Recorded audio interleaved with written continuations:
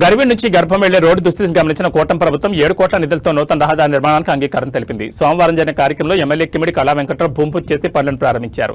గత 6 ఏళ్లుగా ఈ రోడ్డు గుంతలమయంగా ఉన్న వైఎస్ఆర్సీపీ పాలకులు పట్టించుకోలేదని కళా వెంకట్రావు మండిపడ్డారు. కూటమి ప్రభుత్వం వచ్చిన 19 నెలల్లోనే ఎన్నో అభివృద్ధి పనులను పూర్తి చేస్తామని తెలిపారు.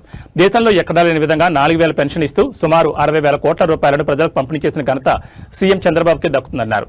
వైఎస్ఆర్సీపీ నాయకుడు అంబటి రాంబాబు వ్యాఖ్యలపై స్పందిస్తూ ఆయన మాటలు జంతువుల కంటే హీనంగా ఉన్నాయని, మనుషులుగా మాట్లాడడం నేర్చుకోవాలని ఘాటుగా విమర్శించారు.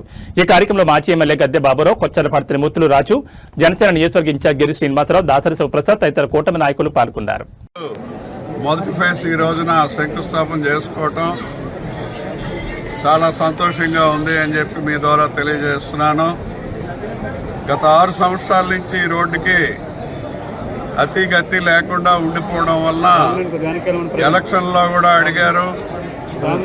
మరి అక్కడి నుంచి ఈ రోజున దీన్ని పూర్తి చేయడం జరుగుతుంది అని అంటే చాలా సంతోషకరమైనటువంటి విషయం ఈ ఏరియాలో. అదే కాకుండా ఇక్కడ జనసాంద్రత కూడా ఎక్కువగా ఉంటుంది, హెవీ లారీస్ కూడా వస్తుంటాయి. కాబట్టి చాలా ఇంపార్టెంట్ రోడ్డు కింద మంత్రి గారికి అదేవిధంగా ముఖ్యమంత్రి గారికి చెప్పడం వల్ల దీనికి ప్రయారిటీ ఇచ్చి మనకి స్టార్ట్ చేశారని చెప్పి మీకు అందరికీ నేను తెలియజేస్తున్నాను.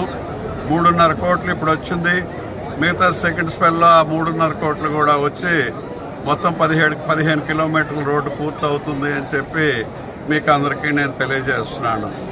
ఇదే కాకుండా ఎప్పుడు కూడా చంద్రబాబు నాయుడు గారి ప్రభుత్వం పనిచేసే ప్రభుత్వం. మరి అదేవిధంగా సంక్షేమం అభివృద్ధిలో రెండు కళ్ళు కింద పనిచేస్తున్నారు.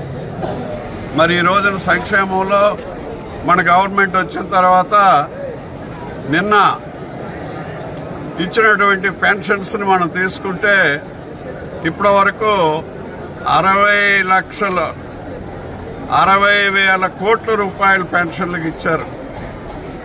దేశంలో ఎక్కడా లేదు. 28 రాష్ట్రాల్లో 4,000 పెన్షన్ ఒక్క ఆంధ్రప్రదేశ్లోనే ఉంది. దీని తర్వాత 2,000 తెలంగాణలో ఉంది.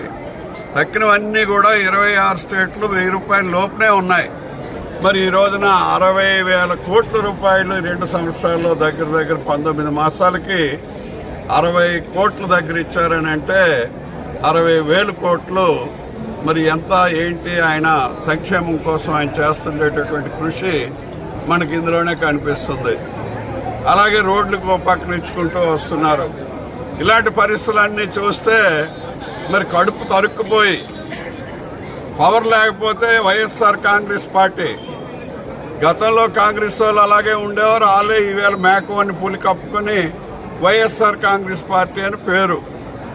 పెద్దలంలో ఇంకా దానికి అనేకమైనటువంటి రుగ్మతలు, అనేకమైనటువంటి వ్యాధులు, ఏ నోటికి తలుపు ద్వారబంధం లేదు.